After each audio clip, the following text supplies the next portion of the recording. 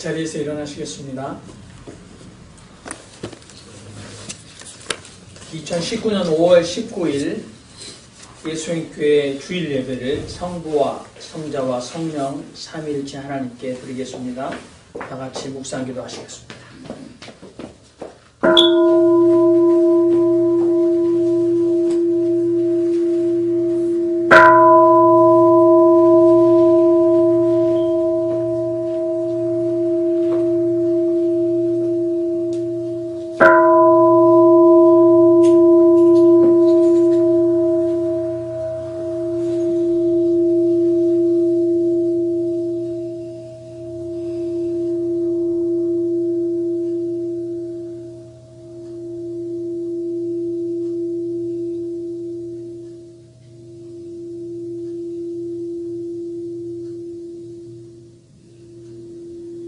복 있는 사람은 악인의 꾀를 쫓지 아니하며 죄인의 길에 서지 아니하며 오만한 자의 자리에 앉지 아니하고 오직 여호와의 율법을 즐거워하여 그 율법을 주야로 묵상하는 자로다.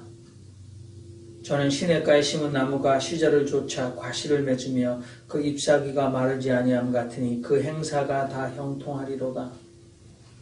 악인은 그렇지 않으며 오직 바람에 나는 겨와 같도다. 그러므로 악인이 심판을 견디지 못하며 죄인이 의인의 회중에 들지 못하리로다.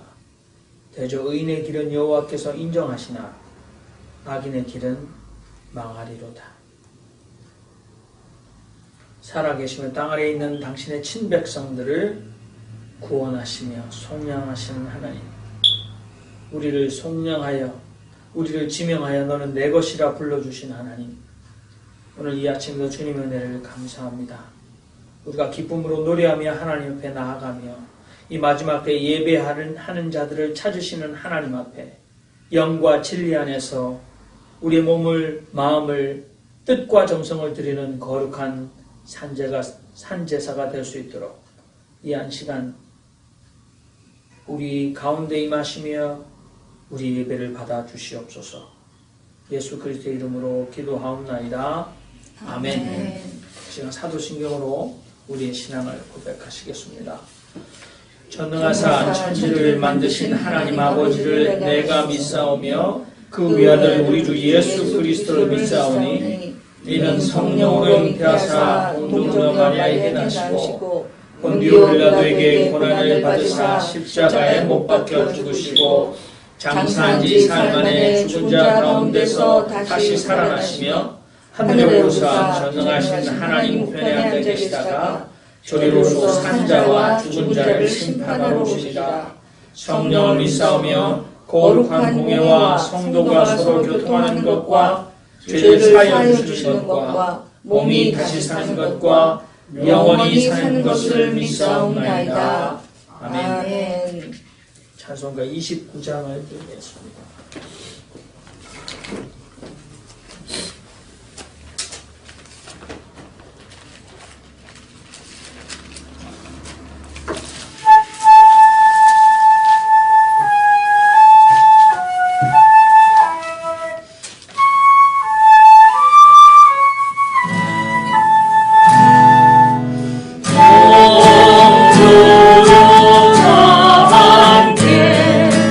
할렐루야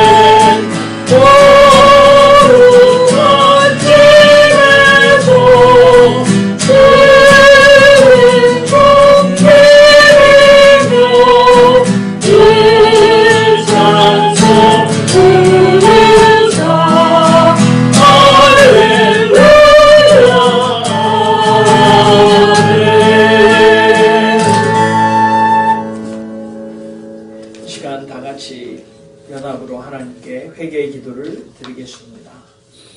은혜와 사랑이 무한하신 자비로우신 하나님 앞에 겸손히 고백하오는 것은 우리가 생각과 말과 행실로 행한 일과 행하지 않은 일로 하나님께 죄를 지었사오니 용서하여 주시옵소서. 마음과 뜻과 정성을 다해 하나님을 사랑하지 않았으며 내 이웃을 내 몸과 같이 사랑하지 않았습니다. 우리가 진정으로 뉘우치고 회개하오니 우리들의 모든 죄를 위하여 죽으신 우리 주 예수 그리스도의 이름으로 긍휼히 여기시고 용서하여 주옵소서. 우리 죄를 씻기시어 하나님의 은혜 안에 거하며 선하시고 온전하신 뜻을 따라 하나님과 겸손히 동행하며 감사와 찬송을 드리는 삶을 살게 하여 주옵소서. 아멘. 자리에 앉으시기 바랍니다.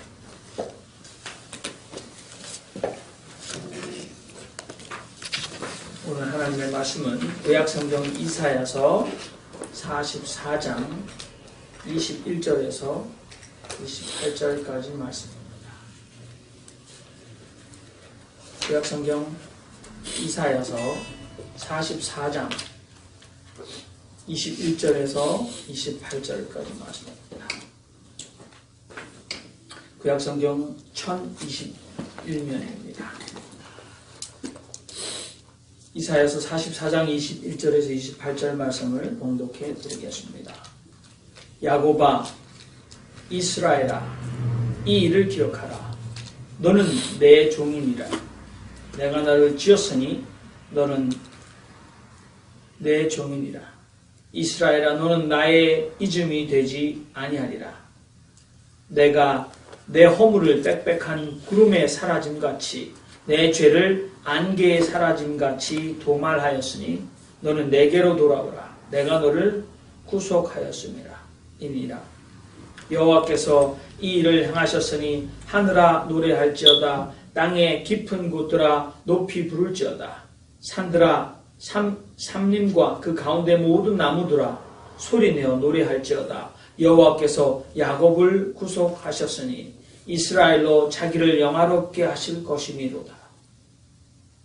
내 구속자요 모태에서 너를 조성한 나 여호와가 말하노라. 나는 만물을 지은 여호와라.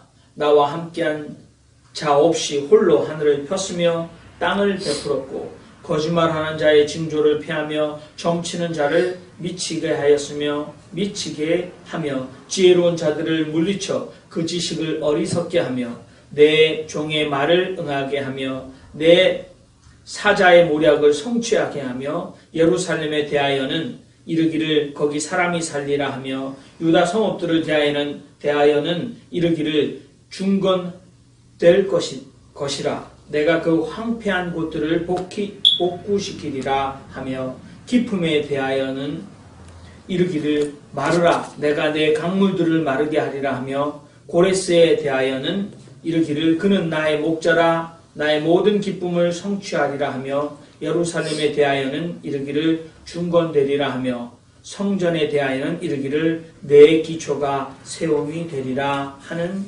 자니라.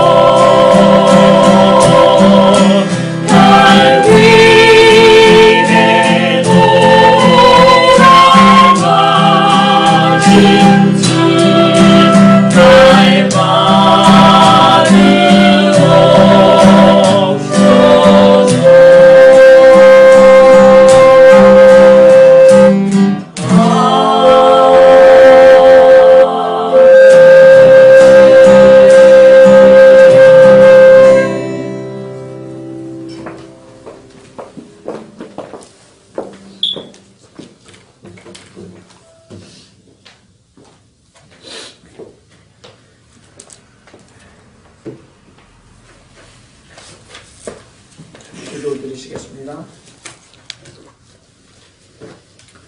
살아계신 하나님, 우리가 예배하는 이 한 시간, 이 시간은 위로 주시는 하나님의 말씀을 청종하며 우리의 삶을 돌아보고 우리의 갈 바를 깨닫는 시간입니다.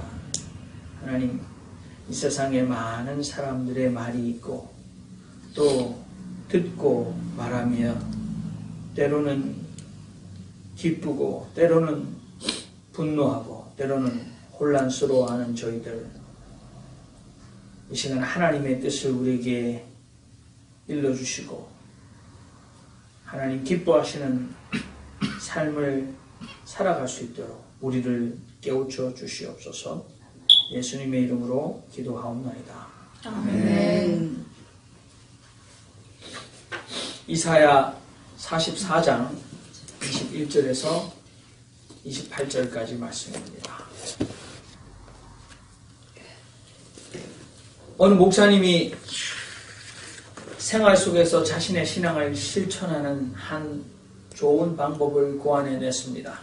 매일 아침 그는 성경을 펼쳐서 제일 먼저 눈에 띄는 구절을 바로 그날에 하나님이 주시는 말씀으로 삼고 실천에 옮기겠다라는 그런 계획이었습니다. 그것을 실천하는 목사님이 어느 날 아침 성경을 펼쳤는데 마태복음 27장이 펼쳐졌습니다. 그리고 자신의 눈에 들어온 성경 구절은 5절 말씀으로 유다가 은을 성소에 던져놓고 물러가서 스스로 목매어 죽은지라, 이 말씀이 눈에 띄었습니다. 당황한 목사님은 다시 성경을 덮고 그 구절을 안 본 것처럼 하고 다시 성경을 펼쳤습니다. 그랬더니 이번에는 너는 가서 그것을 실행하여라 라는 말씀이 눈에 들어왔습니다. 얼굴이 파랗게 질렸습니다. 그리고 목사님이 다시 기도하고 성경을 펼쳤습니다. 이번에는 설상가상으로 네가 하려는 바 그것을 속히 실천하여라 라는 말씀이 눈에 들어왔습니다.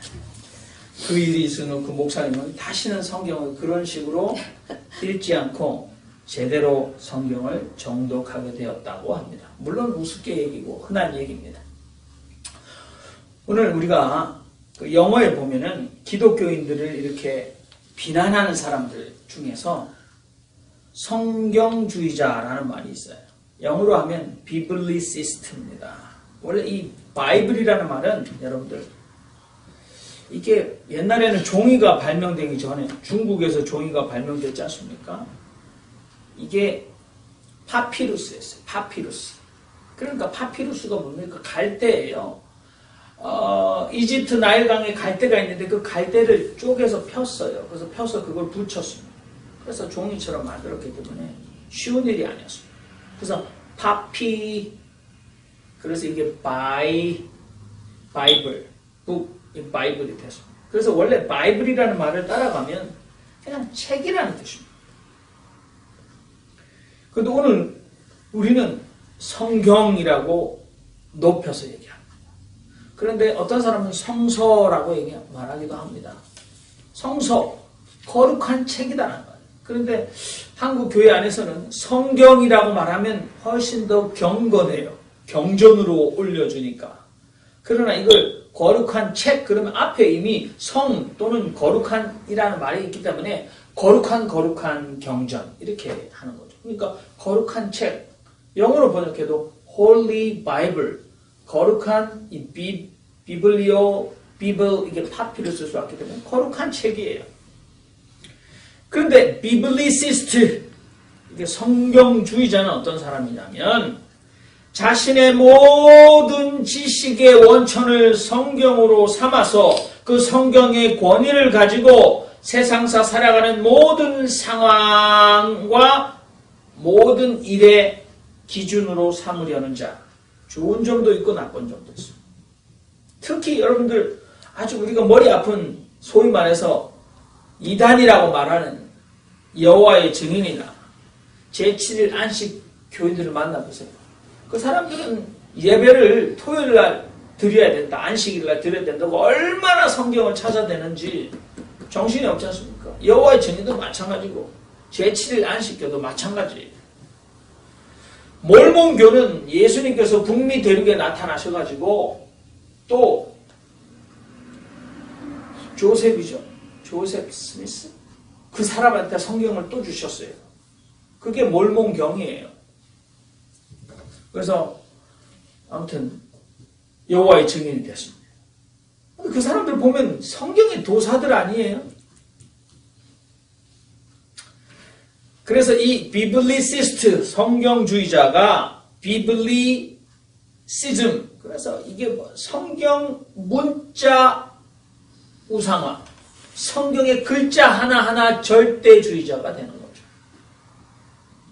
좋은 것 같습니다만 잘못되기만 하면 나쁜 일에도 쓰여질 수 있습니다. 그렇죠. 우리가 생각해보고 싶어요. 아주 날선 칼을 생각해보세요. 얼마든지 우리에게 우리의 환부를 도려내는 메스로, 또 우리에게 맛있는 음식을 요리하는 도구로 쓸 수 있어요. 그런데 그 고마운 칼이, 우리가 이 스시용 칼이 없으면 그 맛있는, 일본말로 사시미인데 회를 먹을 수 있습니다. 생선회를 먹죠. 그런데 그것이 잘못 오용되고 남용되면 다른 사람의 목숨을 위협하는 심각한 흉기가 될 수 있습니다. 성경도 여전히 마찬가지입니다. 그래서 영어에 bibliolatry, 그래서 idolatry 그러면 우상숭배예요. 그래서 bibliolatry 그러면 뭐 아까 방금 말씀드린 성경 문자 우상화예요. 우리가 번역한 게 그래요. 1.1획도 이렇게 해가지고 거기 1, 그죠? dot, 1.1획이니까 우리가 그렇게 번역했지만 거기 헬라에 보면 글자 밑에 글자 위에 이렇게 이오타라고 있어요. 가장 짧은 거죠. 그것도 변함없이 다 이루어질 것이다라는 그 상황이 예수님이 어떻게 말씀하셨는지 모르고 자기가 지금 아전인수격으로 성경을 가져다가 막 얘기하는, 자기가 주장하려는 이 오늘날 기독교인들이 다 일요일날 태양신을 섬기는 썬데이에 예배를 드리니까 전부 다 우상숭배를 하는 거다. 온 교회를 바로 세우는 글. 그래서 예수님이 언제 썬데이에 회당에 가셨냐? 예수님이 유대인으로서 안식일날, 그러니까 유대인들은 하루가 해 질 때부터 시작해서 해 질 때 끝났어요. 우리는 아침부터 아침이잖아요. 그러니까 유대인의 안식일은 금요일날 밤부터 토요일날 밤까지가 안식일이에요. 그러니까 그때 예배 드려야 된다는 거예요. 예수님도 그랬고 바울도 그랬는데 왜 지금 기독교가 로마의 국교가 되는 이 콘스탄틴이 그 당시 로마, 그래서 지지 않는 태양, 그래서 태양신을 섬기는 썬데이에 왜 예배를 드리느냐. 그래서 우리가 아무리 예수님이 이 안식구 첫날, 그래서 썬데이죠. 안식구 첫날 부활하셨다. 그래서 아무리 얘기를 해도 우리는 뭐 부활, 그래서 점차 예수님의 제자들, 뭐 우리가 생각해 보면 바울, 베드로, 요한 전부 다 안식일날 회당에 갔으면서도 또 주일 예배를 지켰어요. 주일 예배는 오늘처럼 우리가 유대인들로 하면 밤에 모였죠. 아침에 안 모였습니다. 오늘 우리는 아침에 하루가 시작됐다고 믿으니까. 그래서 사도행전에 보면 바울이 밤에 사람들을 모아놓고 설교를 했는데 아주 길게 하나님 예수님에 대해서 얼마나 바울이 강론을 했는데 그 3층 창문에 매달려서 그 설교를 듣다가 유두고라는 청년이 졸다가 떨어져서 죽은 얘기가 나오지 않습니까? 그렇죠? 그러니까 밤에 모였어요. 근데 오늘 우리는 썬데이 아침에 모여서 예배를 드리는데 아무튼 그렇게 제7 안식교라고 말하는 분들이 성경을 갖다 대는 거 보면 정말 철저하거든요. 여러분보다 훨씬 더 그 부분에 대해서 많은 성경적 지식을 가지고 성경을 계속 펴서 증명을 해야 되는데 잘못 오용, 남용할 수 있다라는 거죠. 그래서 이런 자들을 하나님께서 하나님이 자신을 알려주는 특별한 방법, 그게 특별 계시입니다. 그래서 그것을 성경이라고 하고 하나님이 자신을 알려주는 일반 계시가 있어요. 그게 뭐냐면 자연도 그렇고 어떤 사건이나 역사적 일도 하나님이 어떤 분이라는 걸 알려주는 일반 계시인데 무조건 성경이 정치, 경제, 문화, 예술, 과학, 역사, 철학, 국방, 외교 모든 분야의 절대적 기준과 원칙으로 삼겠다는 시도는 성경에 대해서 사실은 굉장히 얄팍하고 유치하며 단순한 성경 해석으로 그 성경 구절들을 자신의 목적으로 오용하고 남용하는 결과라는 것. 그 얘기를 쭉 했습니다.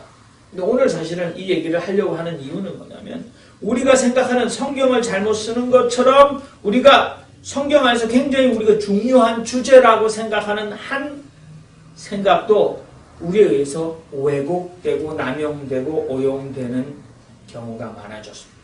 그것이 뭐냐면 바로 소위 말해서 예수님의 피에 관한 이야기. 찬송가 600여 찬송가가 있지만 여기 예수님의 보혈과 속죄를 다루는 찬송가가 21개나 됩니다. 금이나 은같이 없어질 보배로 속죄함 받은 것 아니여 거룩한 하나님 어린 양 예수의 그 피로 속죄함 얻었네. 우리가 소위 말해서 보혈신앙이라고 얘기합니다. 그런데 여러분 한번 여쭤보겠습니다. 이상한 목사라서가 아닙니다. 저는 이상하면 치과에 가요. 이상한 목사가 아닌데 제가 이걸 묻습니다. 여러분께서는 예수님이 2000년 전에 이 지상에 오셔서 30여 년을 모든 사역을 감당하시고 또 바울 사도가 이 예수님을 믿는 신앙, 그리스도교, 기독교를 세웠는데 이 기독교의 온갖 핵심이 소위 오물덩어리 같은 나의 온갖 탐심과 시기와 질투와 욕정과 집착의 죄로 인한 형벌을 예수님께서 대신 치루어 주셨기에 우리는 그 피로 속죄함 받은 기쁨을 기뻐하고 즐거움을 누리려 하는 데 있다. 그게 예수님 모든 지상사역과 예수님 모든 가르침과 기독교의 가르침의 핵심이 바로 예수님이 내가 형벌을 받아야 되는데 예수님 대신 받아서 나는 형벌을 받을 게 없다. 그래서 그것을 기뻐하고 즐거워하고 누리는 데 있다. 맞는 말일 수 있겠습니다만 그러나 잘못 생각되어질 수 있다. 그게 뭐냐면 예수님이 그렇게 오셔서 물론 대속신앙 그래서 이 사람의 죄를 위하여 다른 죄의 대가를 치르는 것이 구약의 제사예법을 통해서 나옵니다만은 그냥 그것이 전부인가? 그것이 유일한 목적인가? 우리가 생각해 봐야 된다. 뭔 그렇게 생각을 많이 해야 되느냐? 왜냐하면 우리를 구원한다라는 말, 속량한다는 말, 속죄한다는 말 이 말은 오늘 원래 쓰여졌을 때 구약에 우리가 지금 쓰고 있는 것과는 다른 의미로 쓰여졌다. 특히 속량이라는 말을 잘 쓰니까 오늘 이 한자로 속량하다. 속량하다는 말은 원래 법적인 의미가 있어요. 물어내도 물은다라는 한국말 순말로 물려주는 거예요. 어떤 사람이 피해를 보면 그거 피해를 물어주는 거예요. 성경에 보니까 구약에 어떤 사람이 소를 기르는데 그 소가 사람을 들이받아서 사람이 다치면 그 소의 주인은 이 속량, 속죄금 돈을 들여서 속량 이 값을 치러서 소를 잘못 관리한 자신의 잘못을 물으는 거예요. 그게 속량하다라는 말이 쓰여졌던 히브리의 원어에 하나가 있어요. 그게 바다라는 동사입니다. 그 다음에 두 번째는 우리가 지난주와 연관해서 쉬운 말입니다. 가알이라는 동사가 있는데 죄송합니다. 그런 말을 자주 써서. 근데 이것도 속량하다, 속죄하다. 근데 아까는 어떤 사람에게 상해나 피해를 입혔을 때 그 사람의 피해를 갚아주고 물어주는 것. 우리가 한국말 쉽게 하면 깽값을 물어주는 거예요. 요즘 잘못된 속어로 쓰이죠. 깽값. 한국에 보니까 어느 돈 많은 그룹의 총수님께서 하도 화가 나가지고 야구방망이로 너 일로 와봐 해서 막 신문에 났잖아요. 심하게 야구방망이 사람을 막 패고 나서 야구방망이를 던지고 돈 줘. 그래서 깽값을 줬어요. 깽값을 물어준다라고 저 뒷골목에서 쓰는 말입니다. 깽값. 그게 이 속죄금이에요. 그게 그 사람이 만들어주는 것이 아니라 법의 심판을 받아서 법정에서 판관들이 이 정도를 보상하라고 주는 것이 그게 구원하다라는 말에 법정적 의미가 있어요. 두 번째는 여러분 이 가알이라는 말은 사람의 관계 속에서 일어나는 사회적인 의미가 있어요. 이스라엘 사회는 신정국가였습니다. 그들은 그렇게 믿었습니다. 그래서 하나님은 자신을 소개할 때 뭐라고 소개하죠? 왕이라고 소개했어요. 오늘날 말하면 수상이나 대통령이에요. 내가 대통령이다라는 말이에요. 오늘 그 시대는 수상이나 대통령, 국회의원이 없었으니까 왕은 신의 아들이었어요. 이스라엘도 그렇죠. 원래 하나님이 직접 이 인간 세상을 다스려야 하지만 지상에서 하나님의 통치의 대리자인 인간왕을 세웠다. 그래서 인간왕은 신정국가 이스라엘에서 하나님이 다스려야 하지만 하나님의 인간적 대리자일 뿐이다. 하나님을 대신하여 하나님이 원하시는 인자와 평화와 인자로. 그러니까 이게 어지심과 자비하심으로 하나님의 백성들을 다스려서 이 지상에 하나님의 나라가 하나님의 뜻이 실현되는 하나님의 나라가 임하도록 하는 것이 이스라엘 왕의 가장 근본적인 책무였습니다. 근데 거기에 하나님께서 자신을 소개할 때 나는 구원자다라고 얘기합니다. 우리가 찬양에서 얘기하죠. 찬양 가사에 그렇게 나옵니다. 이사야 43장에 보면 야곱아 너를 창조하신 여호와께서 이제 말씀하시느니라. 이스라엘아 너를 조성하신 자가 이제 말씀하시느니라. 그러니까 이 성경에 보면 이 유대인들은요 글을 쓸 때 이렇게 병행 정도 반복하는 걸 좋아하잖아요. 그러니까 야곱아 이스라엘아 똑같은 말이에요. 너를 창조하신 자, 너를 조성하신 자, 창조, 조성 똑같은 말이에요.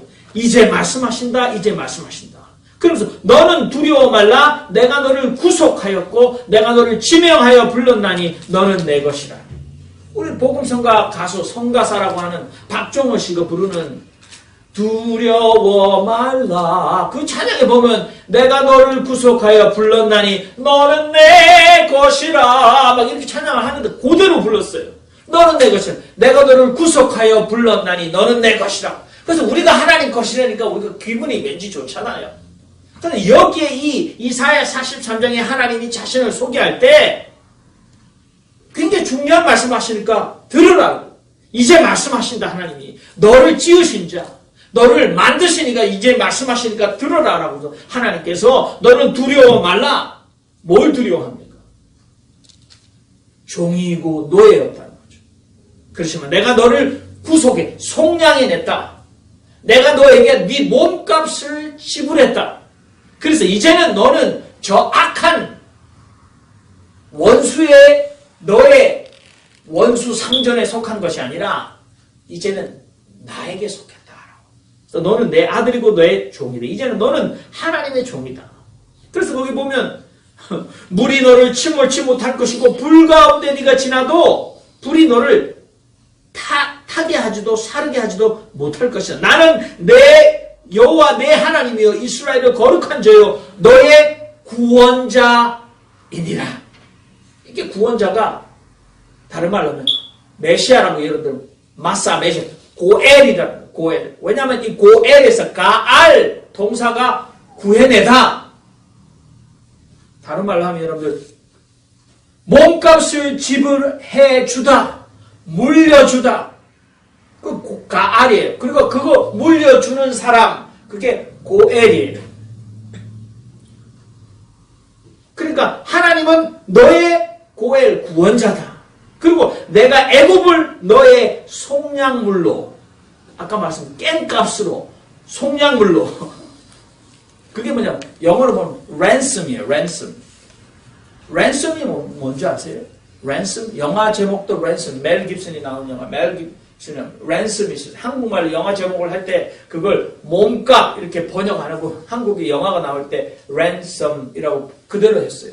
ransom이 뭐냐면 어떤 사람이 유괴하고 나서 전화 걸어서 너 딸 어디 있는지 알아? 네 딸 내가 데리고 있다. 몇 날 몇 시에 강남역 10번 출구 오른쪽 쓰레기통에 10억을 5만원 건으로 넣어놔라. 검은 비닐봉지에. 그게 몸값이에요. ransom. 유괴범이 요구하는 몸값. 근데 하나님이 애굽을 몸값으로 줬다라는 거죠. 구스와 시바를 너의 대신 주어놓으라. 그게 이사야 43장 3절에 나옵니다. 그러니까 하나님이 우리를 구원자인데 하나님이 고엘이라는 고엘은 우리가 지난주에 나오미와 그의 자부 룻과 그 나오미 집안을 친척의 의무 또는 고엘의 의무를 다했던 보아스를 생각하시면 보아스가 그 땅을 누르기를 원하는 더 가까운 친척이 양보하니까 그 땅을 물러주고 이 룻을 자신의 아내로 삼잖아요. 그래서 보아스는 이 룻의 고엘이었어요. 자, 지난번 다시 했던 말씀을 드립니다. 고엘 또는 친척의 의무 1번 천재지변, 흉년 등으로 몰락한 친척이 부득이해서 땅을 잃었을 경우 고엘은 또는 친척은 그 친척이 잃어버린 땅을 다시 사서 되돌려주는 가알을 행해야 한다. 그렇죠? 고엘은 가알을 행해. 제가 지금 말장난을 하고 있지 않습니까? 두 번째, 친척이 노예의 처지로 전락했을 때 그의 몸값을 지불하는 가알을 행하여 자유를 되찾아 주어야 한다. 그 다음에 망하여 가난하게 된 친척이 다시 일어날 때까지 이자 없이 돈을 구워주는 가알을 행해야 한다. 그 다음에 네 번째, 후손이 없이 죽은 형이나 친척에게 그를 대신하여 상속자를 이어주는 가알을 행해야 한다. 그 다음에 다섯 번째, 친척이 억울한 죽음을 당했을 경우에는 친척이 피해 복수를 통해서 억울한 죽음을 당한 한을 풀어주는 가알을 행해야 한다. 다섯 번째 굉장히 중요해요. 우리는 잊고 있는 거죠. 여러분들 어렸을 적에 여러분들이 혹시 학교나 교회 같은 데서 촌극이나 상황극을 했을 때 여러분 입에 쉽게 나온 게 우리가 텔레비전이나 라디오를 하도 많이 들어서 그래요. 여러분 입에 대사로 가장 쉽게 나온 게 뭐예요? 나의 아버지를 죽인 원수 잘 만났다. 내 오늘 너를 저승으로 보내어 내 아버지의 억울한 죽음의 한을 풀리라. 뭐 이런 얘기 많이 안 들으셨어요? 동양에서도 아버지를 죽인 원수는 피해 복수를 하는 것이 아들의 가장 지상에 남은 중요한 아들의 사명이었어요. 그렇죠. 그래서 원수는 외다무다리에서 만났더니 잘 만났다. 칼을 뽑아라. 그래서 우리는 맨날 뭐 이렇게 칼싸움을 해도 그냥 상대방 내 친구들 짝대기 가지고 칼싸움을 해도 잘 맞다. 아버지를 죽인 원수 막 이러면서 싸웠다는 거죠. 어렸을 때. 저는 남자애라 그렇게 싸웠어요. 여러분 칼싸움은 그렇게 안 했는지 모르지만 거기에 우리의 피부 속에 우리의 피 속에 스며드는 얘기가 뭐냐면 아버지를 죽인 원수는 갚아야 되는 거예요. 그렇지 않습니까? 근데 그것도 히브리 민족, 이스라엘 민족에도 그것이 있고 그것은 성경이 하나님이 직접 법으로 지시한 거라는 거죠. 억울하게 죽음을 당한 사람의 그 피가 땅에서 하나님 앞에 정의를 부르짖기 때문에 반드시 그 피의 복수를 행하여 억울한 죽음의 한을 풀어주라는 게 성경에 나와 있는 말씀이에요. 구약에. 그러면 제가 여러분 앞에 20세기 초, 지금 우리가 21세기로 넘어왔습니다. 2019년이니까. 그런데 1945년 5월 달에 일어난 일을 말씀드리겠습니다. 이집트에 함라돔이라는 마을이 있었어요. 이 돔이라는 게 붉은 열매인데요. 그래서 함나돔이라는 마을이 있었어요. 우리가 뭐 한국말로 살구꽃 마을 뭐 이렇게 말은 되는데 그 동네에 엘카스르 체노보스키 온 사람 무함마드 알리라는 사람이 있었는데요. 그 아버지가 오늘 한국말로 하면 수리조합, 그러니까 농협의 경비원이었어요. 왜 경비원? 뭘 지키냐? 그 농협에 물펌프를 지켜야 돼요. 독일에서 독일산 아주 비싼 물펌프입니다. 왜냐하면 그들이 농사를 지어서 잘 살려면 물을 제때 농경지에 물을 줘야 되는데 나일강이 어떨 때는 비가 많이 와서 막 넘치는데 그 물을 잘 옮겨다가 호수 같은 데 저장을 해 놓아야 되고 또 그렇게 할 필요가 없을 때는 나일강에다가 물펌프에 호수를 집어넣어서 그 물을 수로로 잘 보내서 그 물이 밭으로 다 가서 농사가 잘 돼야지 온 마을 사람들이 잘 먹고 잘 살 수 있었어요. 굉장히 보물 같은 것이 물펌프였는데 왜 밤에 경비원으로 거기서 지켰을까요? 훔쳐가는 일이 있었기 때문에. 그거 하나를 훔치면 이쪽 마을 사람들은 망하는 거죠. 그래서 이 무함마드 알리라는 사람의 아버지는 무장을 하고, 지금도 여러분들 텔레반 생각해보세요.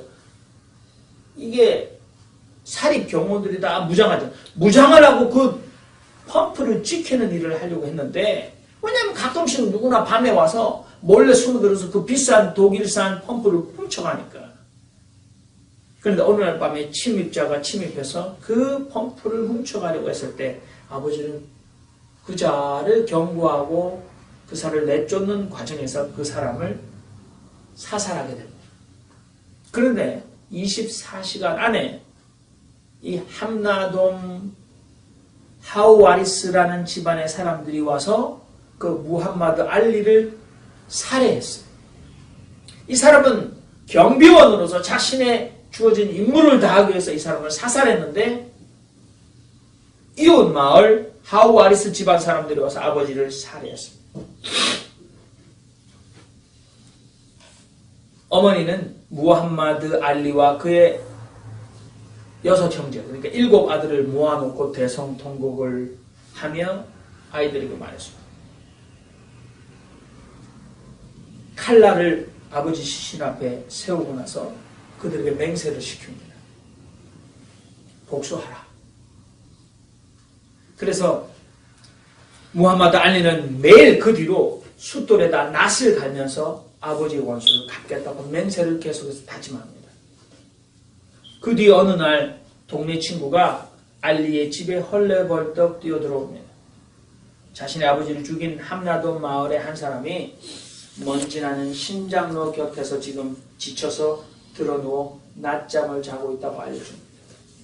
7 형제들은 언제나 준비되었던 서슬퍼른 낫을 들고 가서 피해 복수를 감행합니다. 그리고 그 죽은 사람의 심장을 꺼냅니다. 그리고 7 등분을 하여 그 심장을 집어먹었다. 그게 1945년 5월달에 일어난 일. 자, 우리가 정말 엽기적인 일입니다. 신문에 난 얘기죠. 그러나 20세기 중반만 해도 중동의 사람들, 이집트의 사람들은 자신의 아버지를 죽인 사람을 법을 뛰어넘어서 자신의 조상 대대로 해오던 피해 복수를 했습니다. 저는 이 얘기를 잘했다, 잘못했다라고 얘기하는 게 아닙니다. 그만큼 그들의 피 속에, 뼈 속에 억울한 죽음에 대해서는 반드시 그 죽음에 대해서 정의를 세우는 일이 신이 자신들에게 부여한 사명이라고 생각합니다.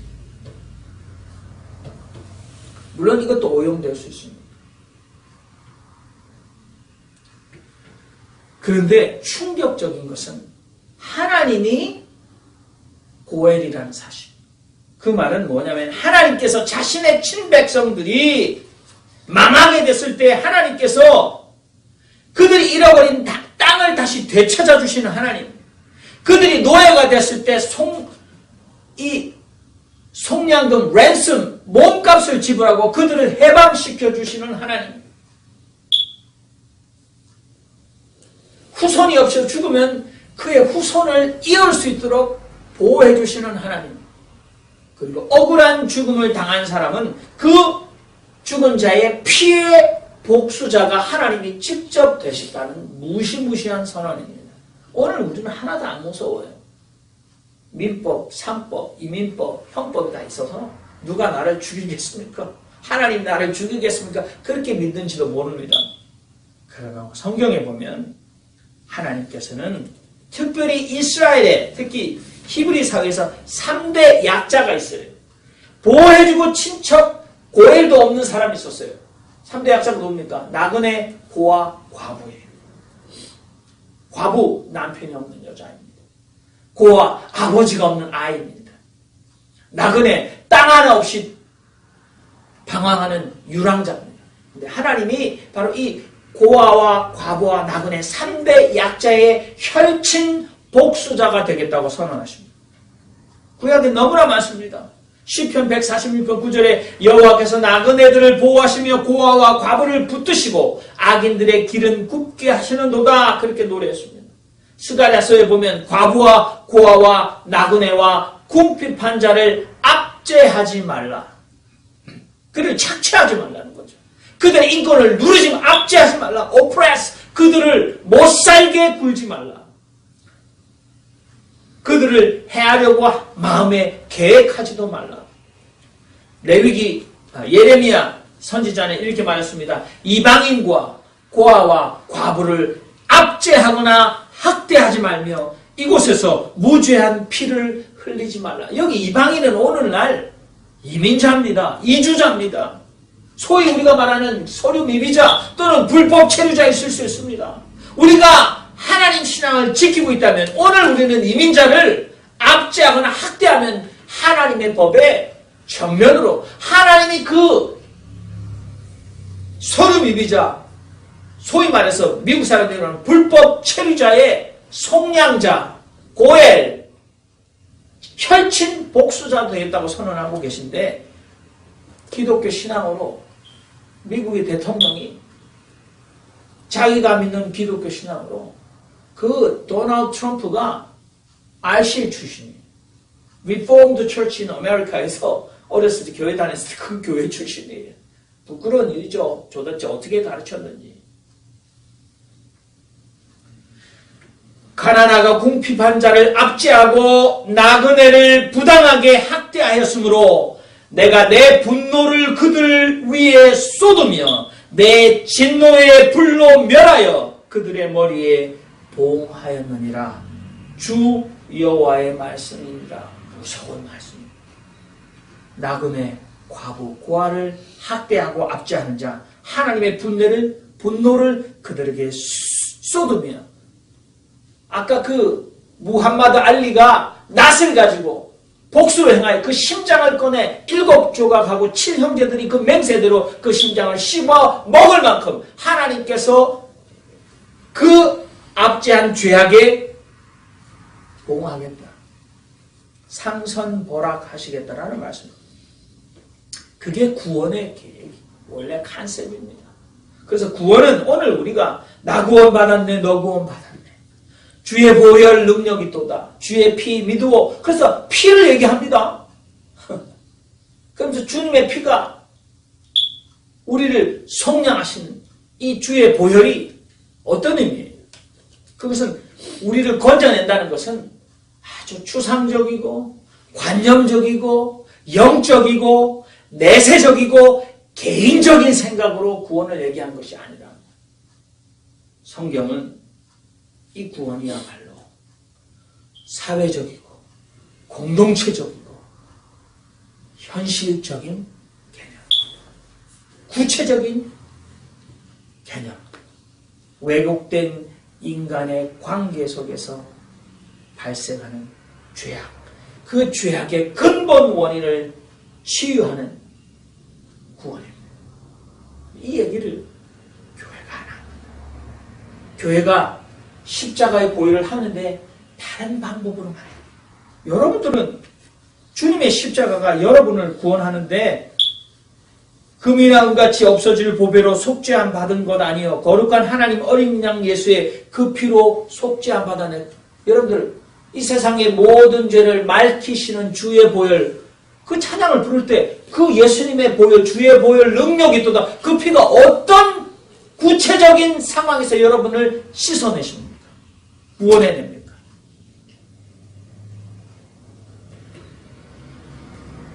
무슨 죄를 그렇게 많이 지셨어요? 형법, 민사법, 어떤 죄를 지셨길래 그 보혈이 여러분 법정에서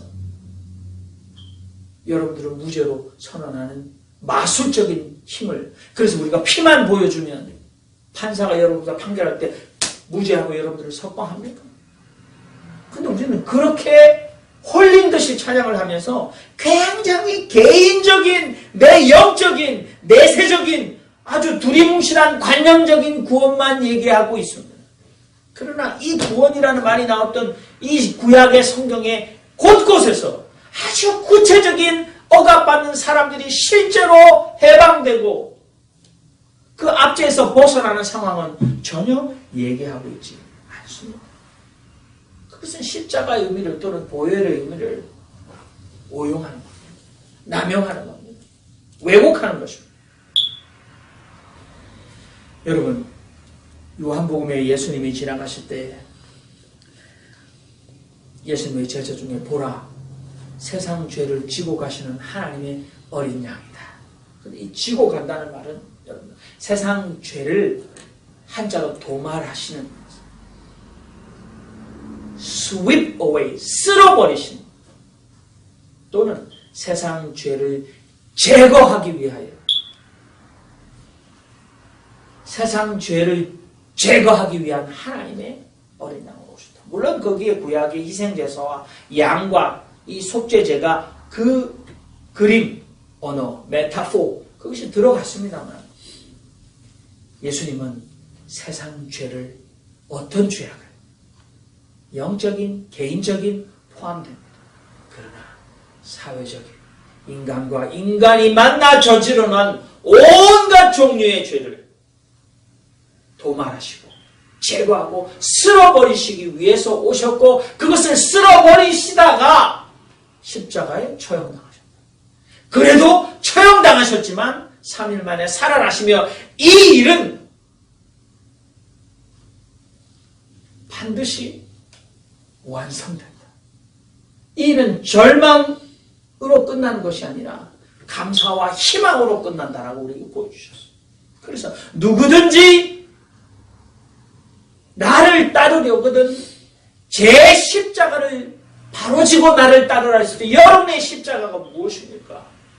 바로 예수님처럼 이 세상에 예수님이 십자가를 지셔야 될 만큼의 인간들 사이에서 일어나는 모든 불의와 죄악을 나도 싸우고 항거하며 제거하기 위하여 네 십자가를 지고 너도 싸워라. 혁명적인 말로 하면 너도 투쟁하라. 그래서 제가 이렇게 말씀드려서 정말 죄송합니다. 여기 말씀을 들으시는 우리 어르신들이 저보다 조금 세대가 높으신데 제가 조금 세대가 낮습니다. 동생이나 자식 세대입니다. 근데 여러분들이 겪어온 한국의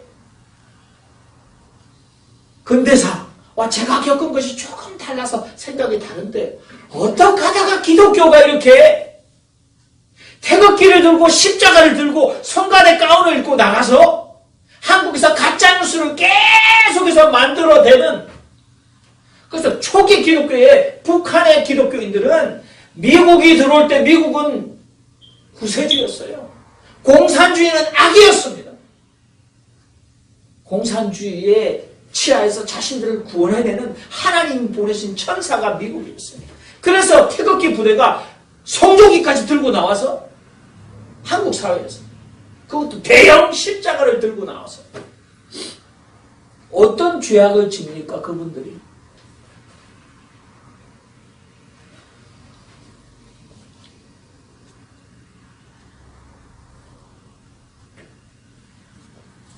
여러분들이 잘 읽는 이사야 53장의 고난받는 종의 노래 읽어보겠습니다. 그가 찔림은 우리의 허물을 인하며 그가 상함은 우리의 죄악을 인함이라. 그가 징계를 받음으로 우리가 평화를 누리고 그가 채찍에 맞음으로 우리가 나음을 입었도다.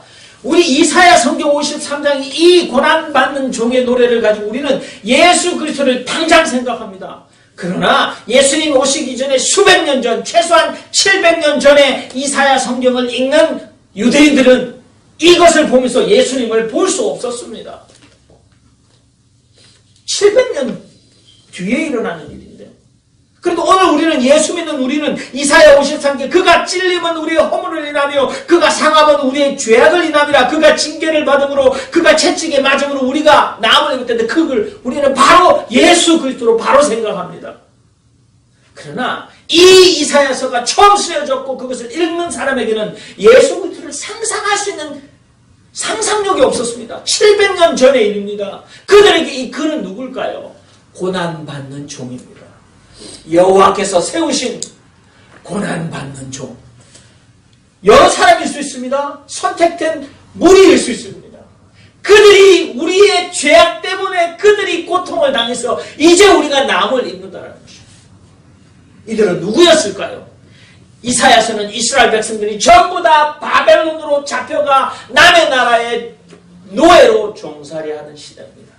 그런데 하나님께서 고레스, 오늘 우리 본문 말씀에 고레스에 관하여, 고레스는 사이프러스, 페르시아의 왕인데 그 고레스는 나의 목자다. 그래서 고레스를 통해서 이스라엘 백성들을 해방시키세요. 그래서 바벨론에서 다 풀려나서 집으로 돌아갈 수 있게 되게 만들면서 그들이 이 노래를 불렀습니다. 그들에게 그가 찔림은, 그가 상함은, 그가 채찍에 맞음은 누구였을까요?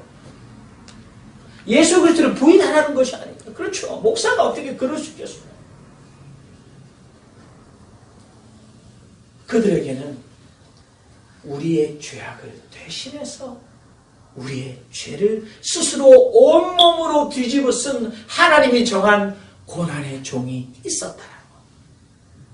그래서 그는 사람들에게 머리를 흘리면서 버림받았고 우리는 그를 귀하게 여기지도 않았고 그는 실로 우리의 질교를 지고 우리의 슬픔을 당했는데 우리는 지가 잘못해서 하나님께 매를 맞으며 고난당했다. 그렇게 우리는 믿었다. 그러나 그게 아니다. 그는 실로 그가 찔림은 우리의 허물을 인하며 그가 상함은 우리의 죄악을 인합니다. 누굽니까? 저는 국뽕이라는 영화 중에 명량이라는 영화가 있었어요. 이수신 장군에 가는 영화지. 그게 국뽕이에요. 뽕이 뭐냐면 여러분들 히로뽕 뽕이에요. 그거 나라에서 우리에게 주는 뽕이에요. 박근혜 정부에 만들어졌는데요. 그거 만들어서 나라에 충성하라고 우리가 충효 옛날에 대한민국 국민 헌장을 외우듯이 그렇게 만들었다는 거예요. 만든 사람 돈도 다 그렇다는 거예요. 그래서 어떤 쪽에서는 그거 명량 영화 보는 거는 국뽕에 히로뽕 주사 맞는 거라고 안 본 사람도 있는데 저는 재밌게 봤어요. 그런데 거기 중요한 건 뭡니까? 원균의 모함으로 이순신이 하루아침에 수군 통제 사령관에서 그냥 이등병이 되잖아요. 뭐 그런 자세히 안 나옵니다만 그런데 수백 척의 새로운 군함을 가지고 쳐들어오는 왜군에 앞서서 이순신 장군이 저에게는 아직도 12척의 배가 있습니다. 그래서 12척으로 명량해전에서 박살낸 거 아닙니까? 근데 그 영화에 보면 맨 마지막에 보면요. 이수신도 중요하지만 거기서 죽어라 싸운 전라도 농민들이 아주 전라도 말로 얘기해요. 우리 이렇게 죽고 나면 우리 후손들이 우리를 기억이나 할란가? 그들이 그 시대의 조정에 무능한 조정의 아픔을 그들이 온몸으로 막아낸 사람들이에요. 그렇지 않습니까? 이순신을 우리가 막 우르는 것도 중요합니다만 이순신과 함께 12척밖에 안 되는 배에 타 자신의 목숨을 던졌던 승려들과 거기에 자신의 목숨을 불살라 죽어갔던 그 사람들이 조선의 당리당략과 노론과 소론 그리고 무능한 전뼈나 보던 왕들의 무능한 그래서 호시탐탐 대륙으로 진출하려는 이 일본의 침략 야욕을 파악하지 못하는 무능한 정치인들, 그들을 대신하여 자신의 몸을 불살라 죽었던 사람들이, 그렇지 않습니까? 그들이 주님의 눈으로 보면, 이사야 53장의 눈으로 보면 그들이 찔리고 그들이 채찍에 맞고 그들이 상하는 것은 바로 우리의 잘못 때문이라는 하나님이 세우신 여호와의 고난받는 종이라는 사실. 그러므로 오늘은 또 여전히 39년 전에 1980년도에 광주의 민주화를 요구하던 광주 시민들이 자신이 낸 세금으로 구입한 헬기 속에서 전쟁에서 쓸 수 없는 소프트 불렛, 그래서 연탄이라고 해서 사람이 총에 쏘면요, 그 연탄은 적군에게도 쏘지 않는 탄환이에요. 사람 몸에 들어가 잘 빠져나오지 않아서 엄청난 고통을 겪게 되는 그 연탄을 쏴서 죽였습니다. 그런데도 지금은 태극기를 들고 십자가를 든 사람들이 북한군의 소행이라고 얘기하고 있어요.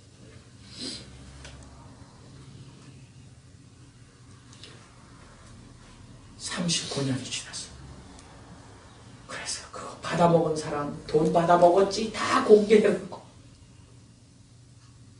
여러분, 자신이 죽었는데 돈 받아먹은 게 큰 잘못이에요. 국가가 얼마나 보상해야 합니까? 죽은 사람들은 다 잘 살고 있어요. 죽은 사람은 아직도 자식을 제대로 묻지 못하고 가슴에 묻고 있어요. 그것이 한국의 현실입니다. 이 현실 속에 하나님은 어떻게 보실까요? 하나님이 누구를 벌하시겠습니까? 그런데 우리는 신앙을 가지고 주의 보혈 능력이 도다라고 부르면서 성간의 가운을 입고 성조기를 들고 태극기를 들고 대형 십자가를 만들고 목사라는 사람이 나와서 입에 아주 걸레를 물고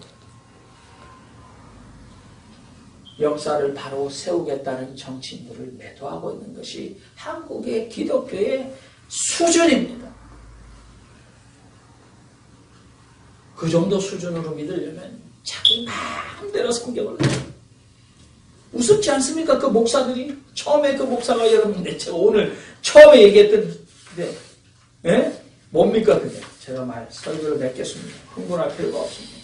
유다가 은을 성소에 던져놓고 물러가서 스스로 목매어 죽은지라. 그러니까 성경을 폈더니 너는 가서 그것을 실행하라. 또 폈더니 속히 그것을 실천해라. 이 정도로 성경을 봐서는 성경이 자살을 충동하고 있습니다. 그럴 수 있습니까? 죄악입니다. 그러나 우리가 가질 수 있는 희망은 오늘 이사야 43장에 하나님이 회복하겠다라는 말씀입니다. 하나님이 너를 내가 몸값을 주고 구속했으니까 걱정하지 마라. 너는 기뻐하라. 하나님께서 갚아주실 것이다. 저는 희망이 거기 있다고 봅니다. 근데 신앙은 거기 있어야 한다고. 하나님이 갚아주십시오. 구약의 많은 선지자들이 하나님 도대체 언제까지 그렇게 잠잠하고 계십니까? 원수들이 살이 퉁퉁 찌고 있습니다. 하나님 언제까지 잠잠하십니까? 라고 그들이 피를 토했지만 하나님은 역사에서 하나님은 고아와 과부와 나그네의 혈친 복수자로 그들의 인권을 세워주시는 하나님은 지금도 그 일을 행하시고 그것을 우리에게 보여주셨고 그 일을 위하여 예수 그리스도를 피 흘리게 하셨습니다. 그리고 오늘 우리에게도 너희는 너희의 십자가를 너희도 질 수 있냐고 물으십니다. 기도하겠습니다.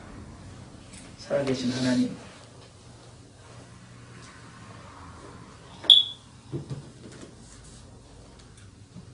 재물도 높은 직위도 없이 900번이나 더 되는 침략을 당한 우리 민족, 예로부터 평화를 사랑하여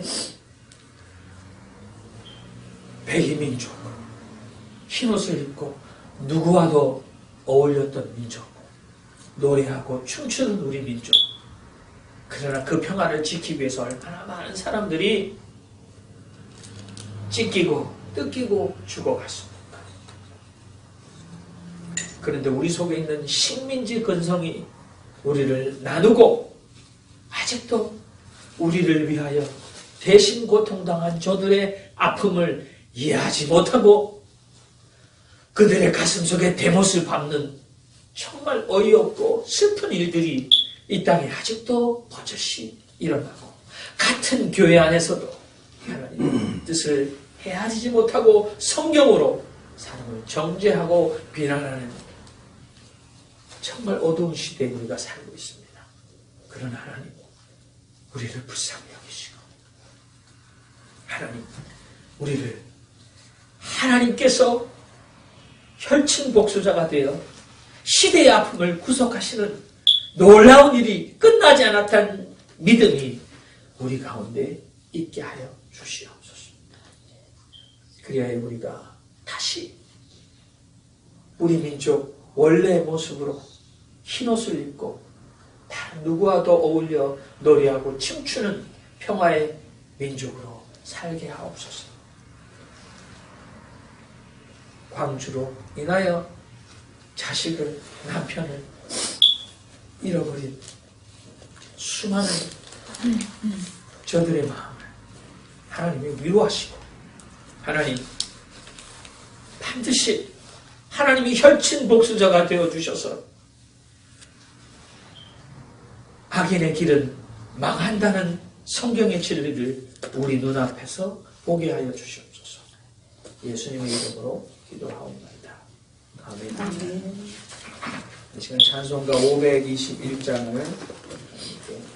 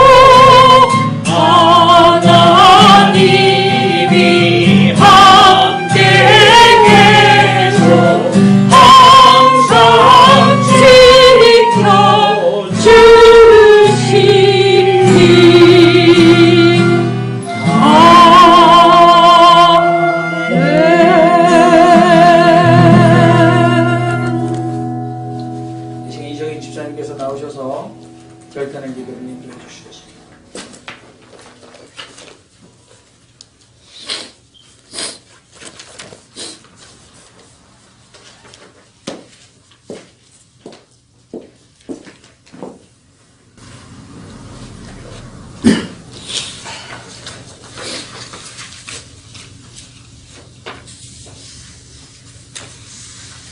은혜와 사랑이 많으신 자비하신 하나님, 우리 죄를 우리 죄를 지시고 지시고 십자가에 못 박혀 죽으신 예수 그리스도를 기억하게 하시고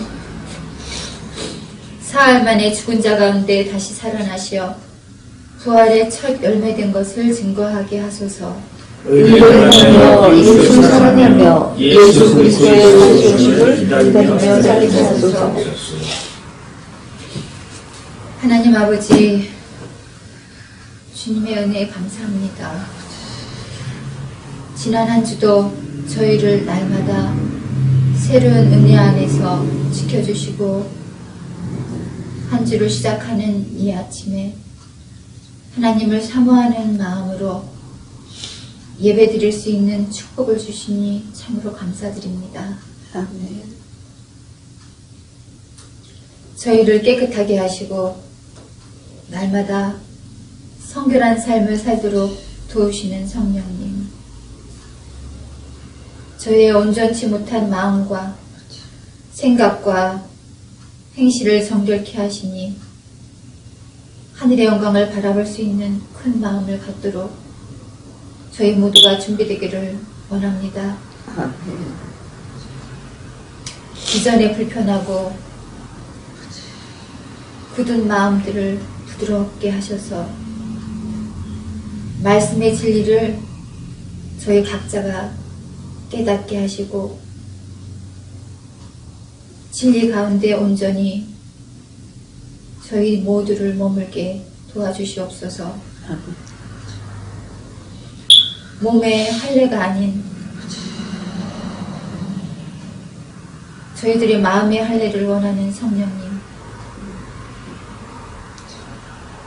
저희의 거친 마음을 기경하사 옥토로 변화시켜 주시오고, 그래서 우리의 마음밭에 말씀의 열매가 풍성히 맺히게 도와주시옵소서. 하나님 아버지, 우리 안에 성령의 법을 따라 살아가려고 하는 마음이 있지만 육신의 정욕을 따라 살아가려는 또 하나의 마음이 함께 살고 있음을 고백합니다. 저희를 날마다 다듬어 가시는 성령님, 새로 맞이한 한 주도 하나님의 형상으로 자라가게 하시고 예수님의 마음으로 채워주기를 소원합니다. 저희가 모든 곳에서 회복되기를 간절히 바라옵니다.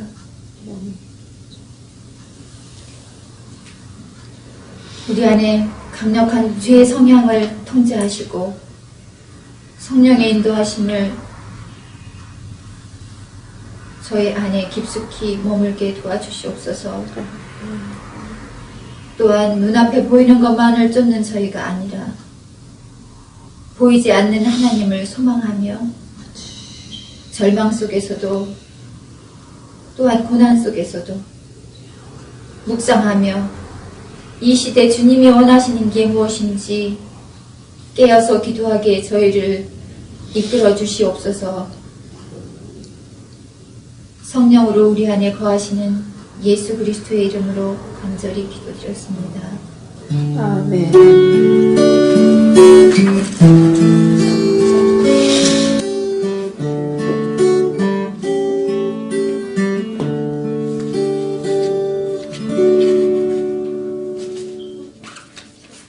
광고 말씀을 드리겠습니다. 오늘 5월 셋째 주일 예수님께 주일 예배에 참석하신 모든 분들을 환영합니다.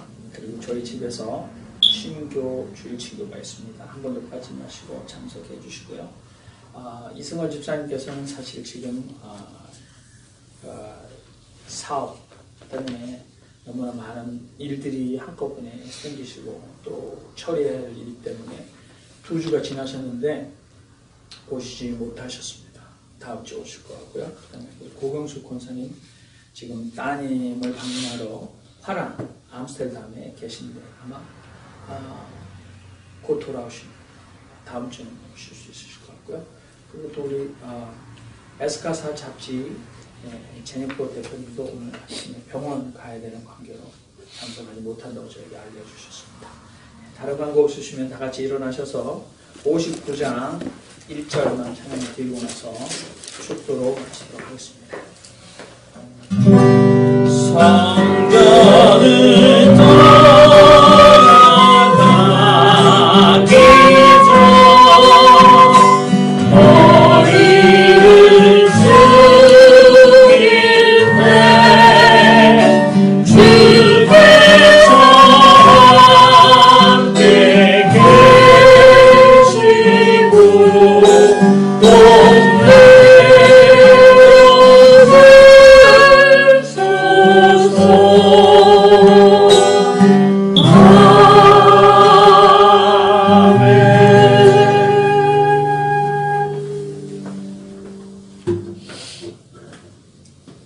살아계신 하나님, 우리가 주님의 전에 나올 때 우리가 수고하고 애쓴 재물 가운데 우리의 소욕과 우리의 필요대로 사용치 않고 구분하여 하나님께 가지고 와 기쁨으로 드렸습니다. 하나님 받으시며 저들의 몸과 마음이 하나님께 속한 자로 이 세상을 살아갈 때 하늘의 상급과 기쁨이 그들의 가정과 자녀와 또 사업들 위에 넘칠 수 있도록 하나님 은혜를 내려 주시옵소서.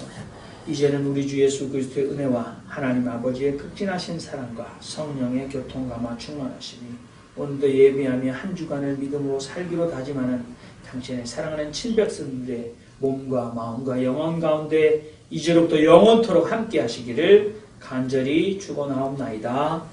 아멘. 아멘.